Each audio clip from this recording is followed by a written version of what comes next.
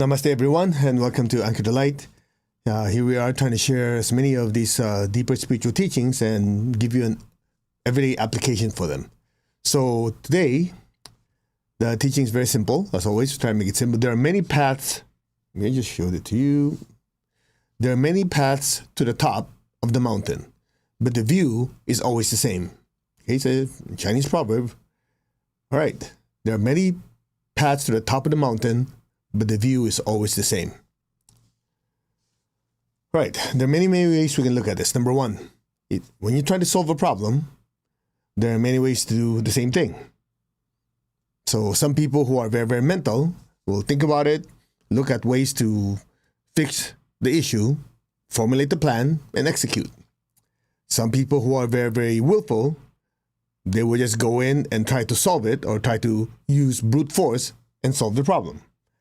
And someone who is very heart-oriented will say, who can I enlist or include to help me do this so we can do this together to achieve that goal? So that's one way to look at it.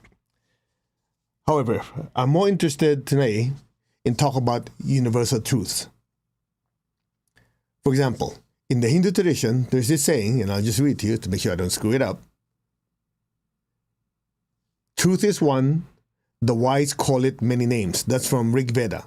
Yeah, truth is one, the wise call it by many names. Or the Japanese tradition, they call it different flowers, same fragrance. And of course, most of you have heard, they say all roads lead to Rome.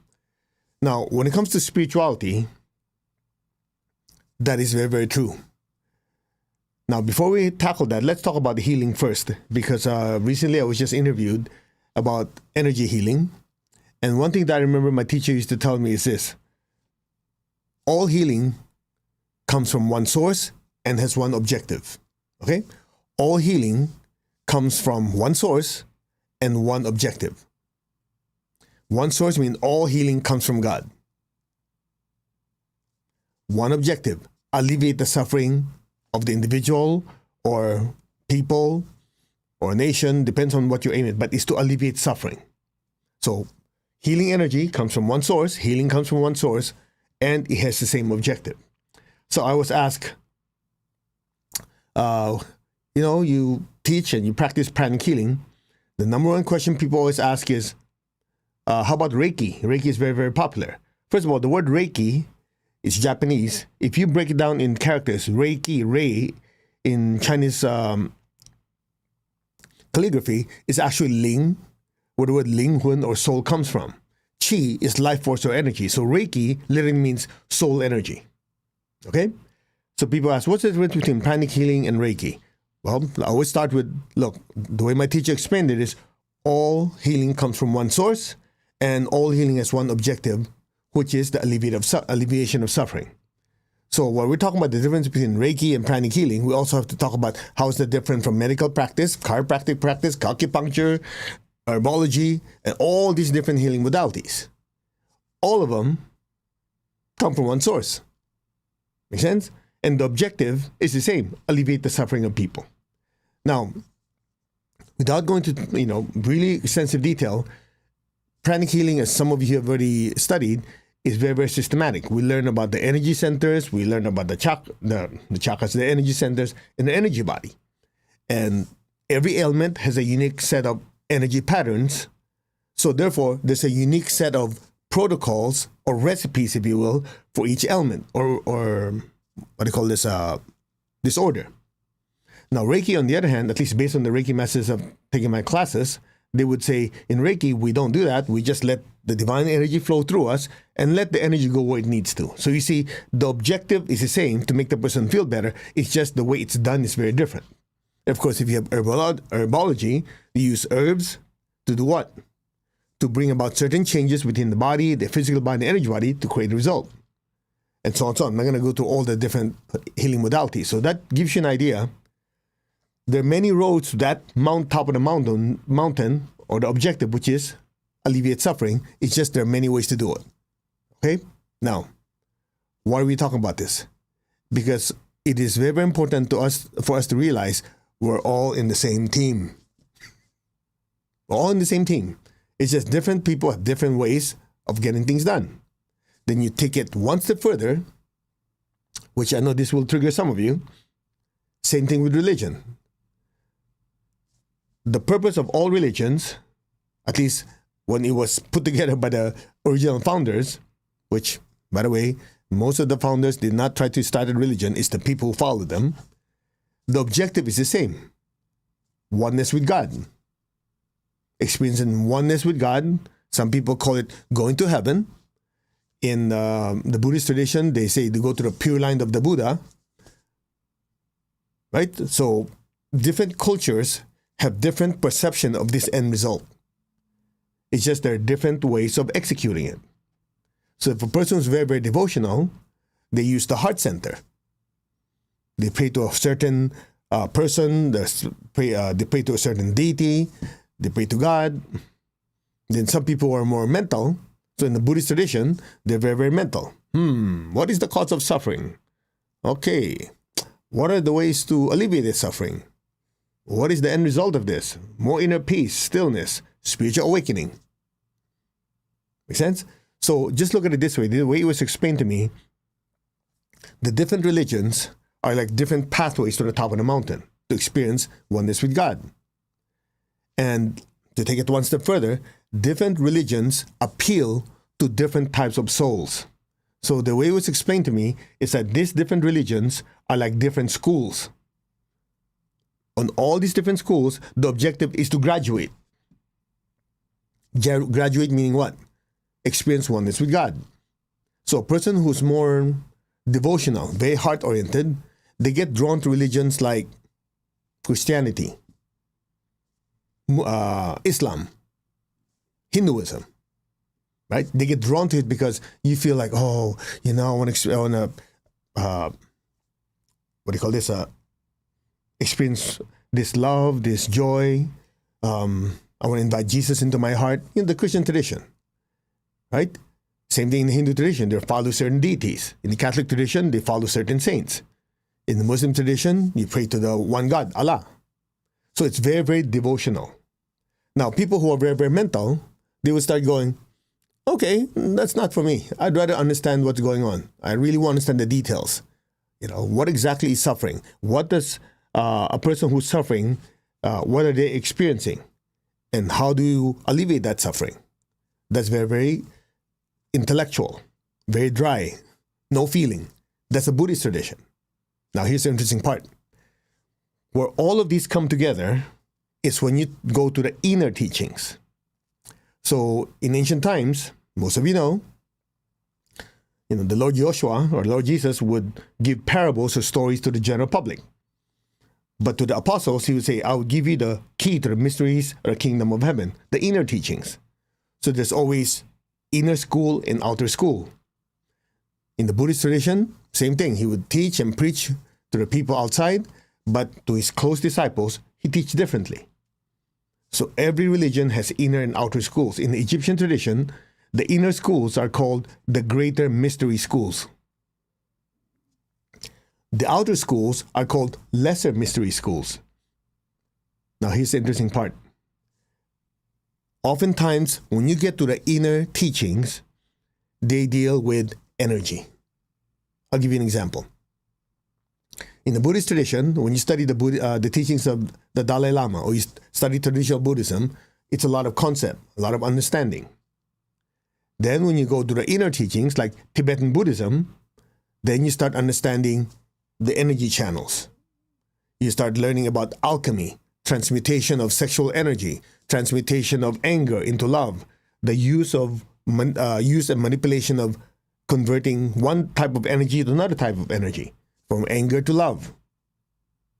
Make sense? From sexual energy to higher creativity and oneness. So this has to do with the movement of energy. In the Christian tradition, it's the same thing. What most people know as the Lord's Prayer, we pray it all the time, right? Our Father who art in heaven, hallowed be thy name. Then you study deeper, then you realize, wait, there is the Lord's Prayer, and there's this thing in the Kabbalistic system called the Tree of Life. And the Tree of Life consists of energy centers, or Sephirot, or Sephira. Then, as you dive into the deeper teachings, you realize, wait, each line of the Lord's Prayer is actually like a password phrase to unlock each of the doorways. And these doorways are the power centers in the tree of life.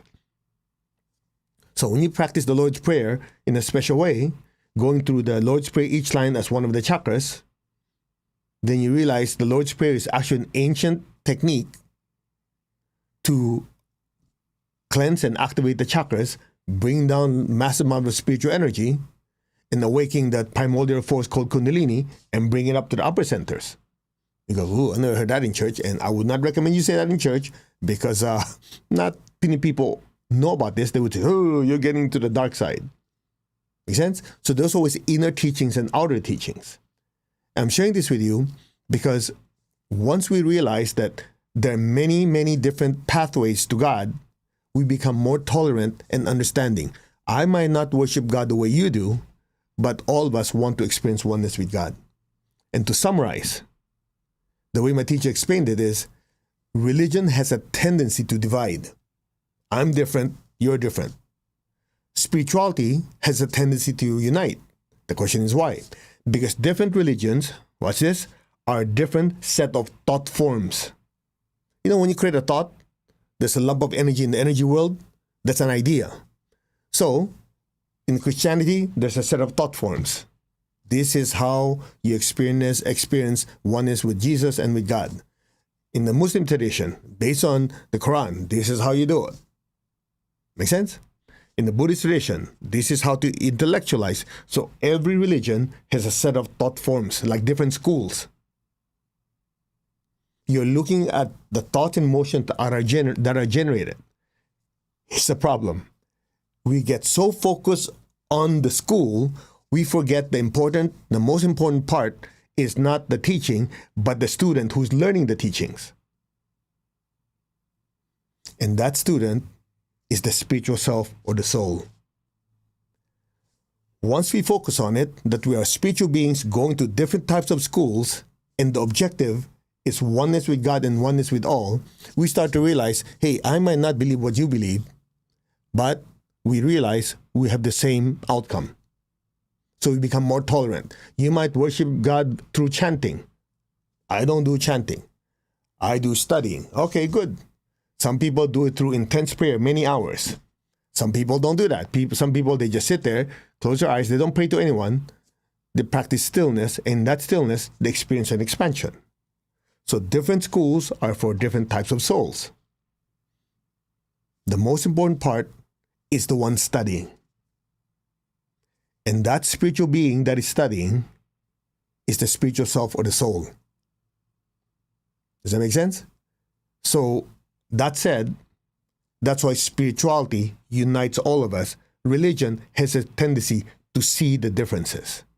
So it looks something like this as a metaphor. Just imagine you have the top of the mountain. You have many different pathways.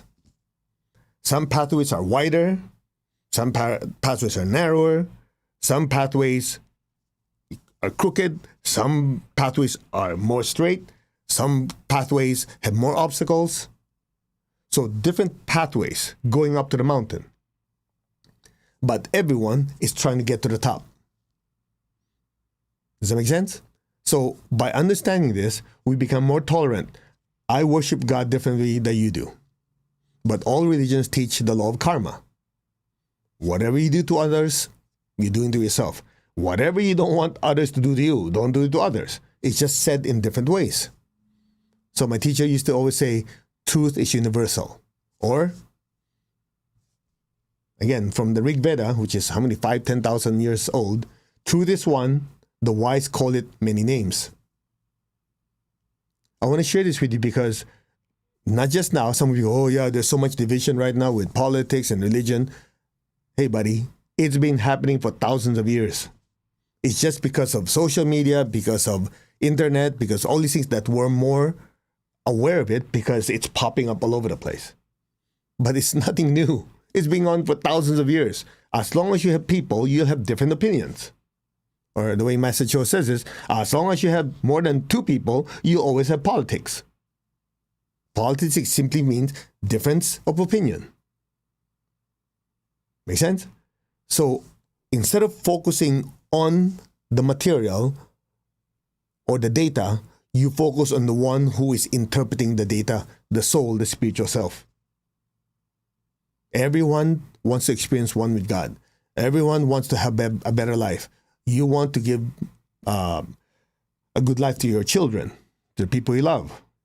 You want to alleviate pain. I don't care what religion you are, it's the same. It's just a matter of how we do it. That's why meditation and spiritual practice, going back to the same thing, is so important. Because when we do our meditation and spiritual practice, what are you doing? I'm not the body. I'm using the body. I'm not my emotion or my thoughts. I'm using my emotions and thoughts. These emotions and thoughts are the crystallized thoughts and emotions, or the data that is generated by our experiences every day. Like, I'm using the computer to generate data. I'm not the computer. I'm not the data. So religion, belief system, all of these are like the data that is surrounding the soul. So to have clarity, we have to first strip all of this out and understand, I'm not this fear, I'm not this anger, I'm not this joy, I'm not this happy, I'm not any of these. These are not the I. All of this, I'm manufactured. Hear me out. So from there, most of you during meditation were like, you know what happened? Because we've been carrying all this weight. So as you do your meditation and spiritual practice, you give yourself, the soul, a time to quote unquote breathe. By the way, the word spirit is, I forgot, Latin or whatever language for breath. You know that? Spirit is not like, ooh, I'm spiritual being floating in the energy world. It means breath. Because the universe is actually a manifestation of the breath of God. Now, in my humble opinion, this is just my opinion, not to geek you guys out. In my humble opinion, what is called the universal breath of God is what the science called the Higgs field. So the Higgs field is this field that interpenetrates the entire universe. So even though you have a box, you remove all the matter out of it, and you claim it to be a vacuum, even a vacuum is not completely empty because fields still go through it. And the weird part about this so-called field, anytime attention is put on any part of the field that is massless and formless, any type of attention put to any part of it, it starts to have mass, starts to have form. Interesting. That's why we say, from the mind of God came the existence of the universe. Something to think about. Let's meditate. Put your hands on your heart. Focus on the crown. I am that. I am. I'm not the body. I'm not any of my emotions. I'm not any of my thoughts. I'm the soul that moves the body, feels the feelings, and thinks of all the thoughts, if I write English. I'm the thinker, feeler, and doer. I am that, the soul, the spiritual self. I am connected in one to my higher soul. I am connected in one to the divine spirit, the divine spark in me. I am a child of God, meaning we're still growing and evolving. I'm one with God. I'm one with all. There's only oneness. Just focus on your crown. We are one. Just be still. Just listen. You're not the body. You're not the emotion. You're not the thoughts. You are the soul that uses the body, the emotions, and the thoughts. You are the soul, the spiritual self. A spiritual being of divine intelligence, divine love, divine power. You are connected in one to your higher soul. You are connected in one to the divine spirit, the divine spark in you. You are a child of God. We're all children of God. You're one with God. You're one with all. There's only oneness. Be still.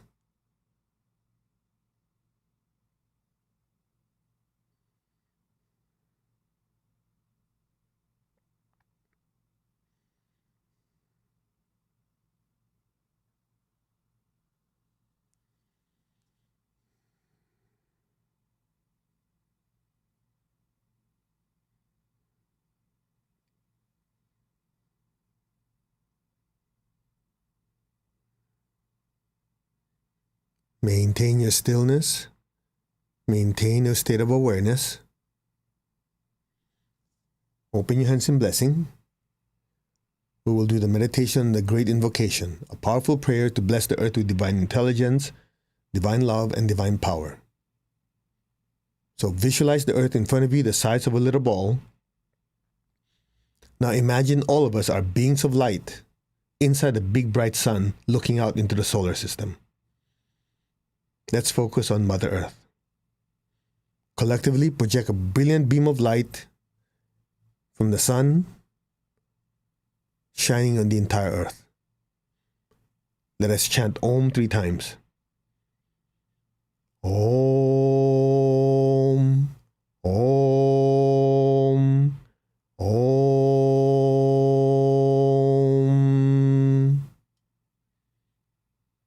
From the point of light within the mind of God, let light, the purpose which the Holy Masters and spiritual hierarchy know and serve. Let goodwill and the willingness to do good descend throughout the entire earth. So be it. Now be still.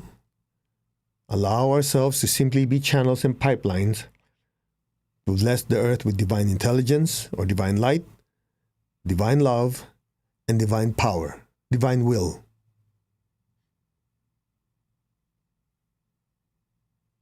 From the center, which we call the human race and all the other races, let the plan of love and light work out. May it seal the door where evil dwells. Let light, love, and power descend throughout the entire earth. Let light, love, and power restore and manifest the divine plan on earth now. So be it. Now keep your tongue on the roof of your mouth, be still, and just let the massive amounts of blessings flow through us. May all be blessed.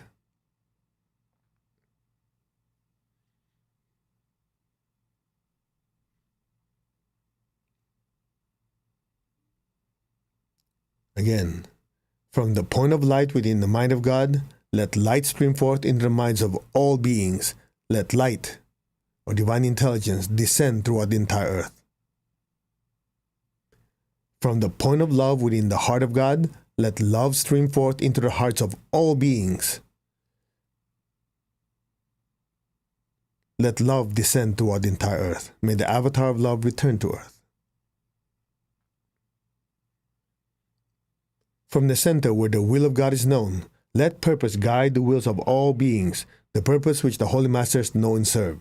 Let goodwill and the willingness to do good descend throughout the entire earth now. So be it. Just be still.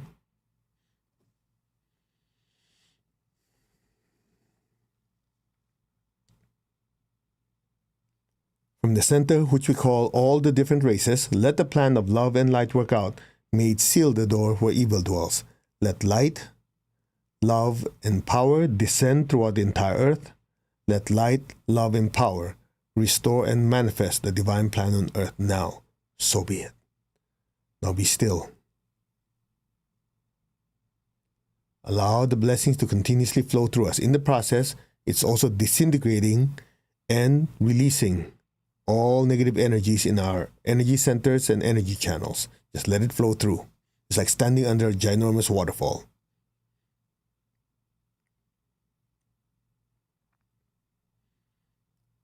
Now, for the third great invocation, we'll increase the frequency. So all you have to do is imagine a brilliant, brilliant light, like a miniature sun floating above your head. Put your entire attention and awareness in that brilliant light. Become one with that light. And just listen. The rest will be done for you.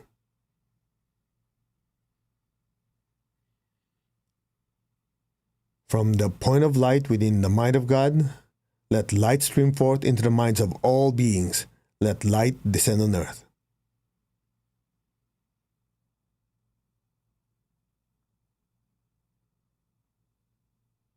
From the point of love within the heart of God, let love stream forth into the hearts of all beings. Let love descend throughout the entire earth. May the avatar of love return to earth.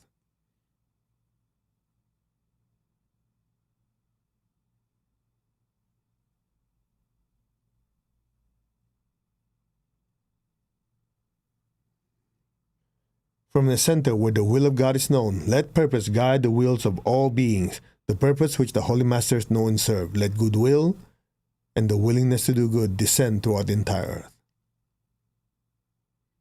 Just be still. Your entire awareness and attention is on that brilliant light above your head. From the center, which we call all the races, let the plan of love and light work out. May it seal the door where evil dwells. Let light, love, and power descend throughout the entire earth. Let light, love, and power restore and manifest the divine plan on earth now. So be it. Just be still.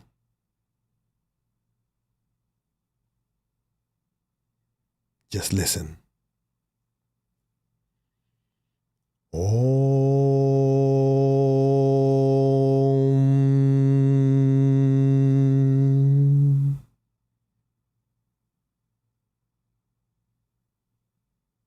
Om.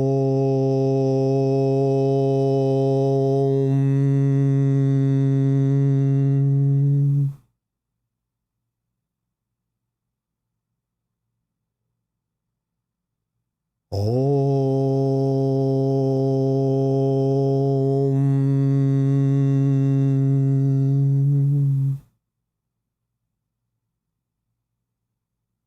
Just be still and let the energy flow on its own.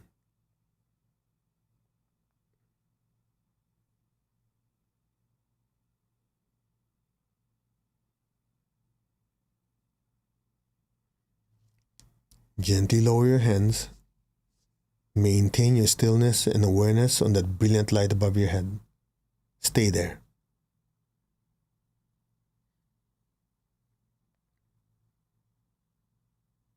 We'll increase the energy level. Just be still, the rest will be done for you.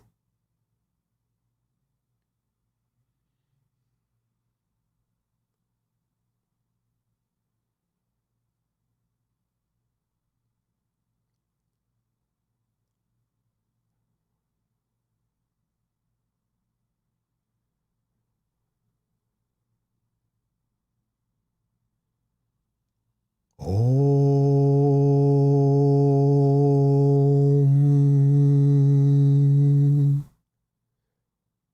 Ahum.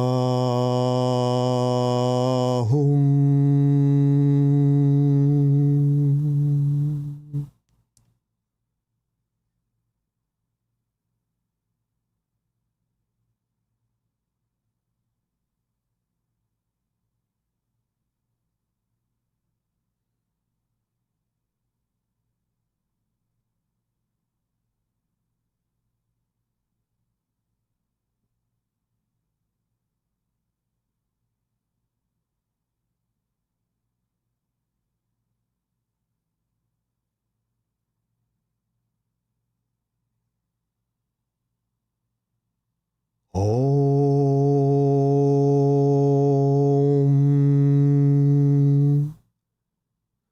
Ahum.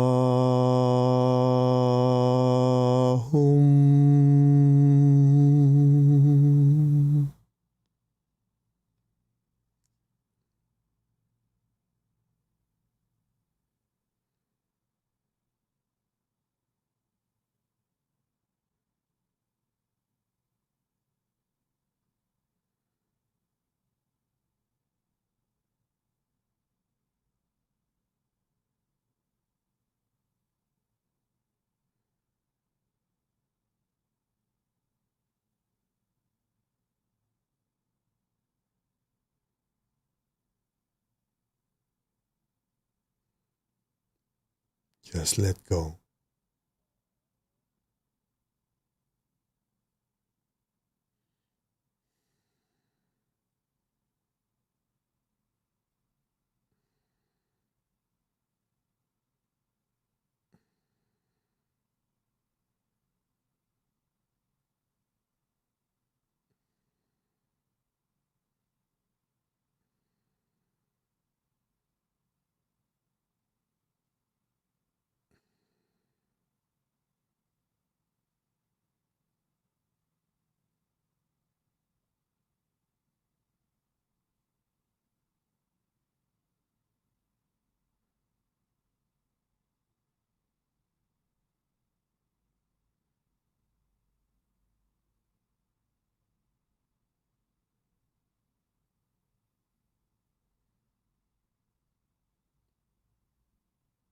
Gently,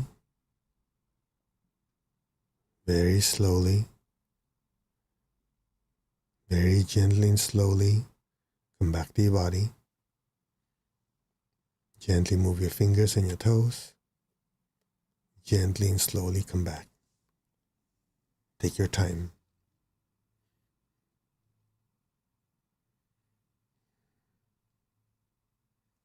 Raise your hands in blessing. Let's share this love, this light with all the people we love. So picture them in front of you. Fill them with this intense golden light. May all of them be blessed with good health, with much happiness, with abundance and prosperity, and spiritual oneness. So be it.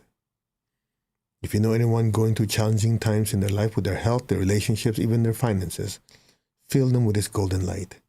May they be blessed. May their life massively improve. Blessings be to all. So be it. Now be aware of your feet and the base of your spine. Put your golden light down into the earth.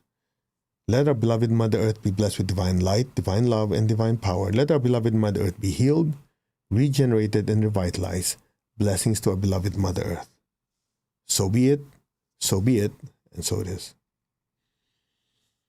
Okay, let's give thanks to the Divine Supreme God, Divine Father, Mother. Thank you to all the spiritual elders, holy masters, to all the saints of all traditions, archangels, holy angels, spiritual helpers.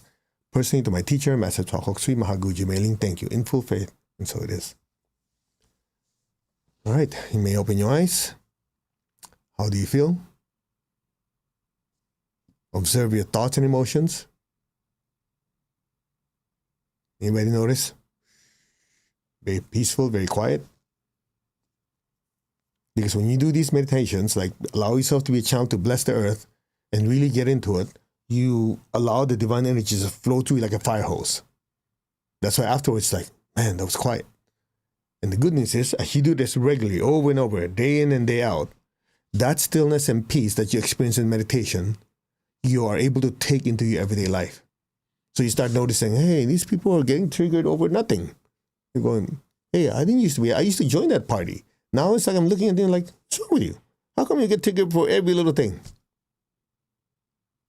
So you could literally stand in the midst of chaos, people going crazy, screaming, yelling, and going, what's your problem? And because of that clarity that you have, you're able to help them. That's it. Very simple. Okay, now, again, a quick announcement. It's coming up next week or the following week. We're having that Unstoppable Life Force. It's basically 3 sessions. The third one is not in the evening, it's an afternoon, at least or morning here in California, where we will go through how to tap into this universal life force, prana, chi, and use it for self-healing, use it for improving our relationships, our finances. In other words, you're already swimming in it. You might as well learn how to control it. As simple as that. Okay, it's free. You're welcome to register. Go to masterco.org. All the details are there. And the ones who want to be with me, like on the Zoom session, that's also available. So you can do a direct question and answer. And also we'll be doing demonstrations live on the audience, just like we did a few times ago.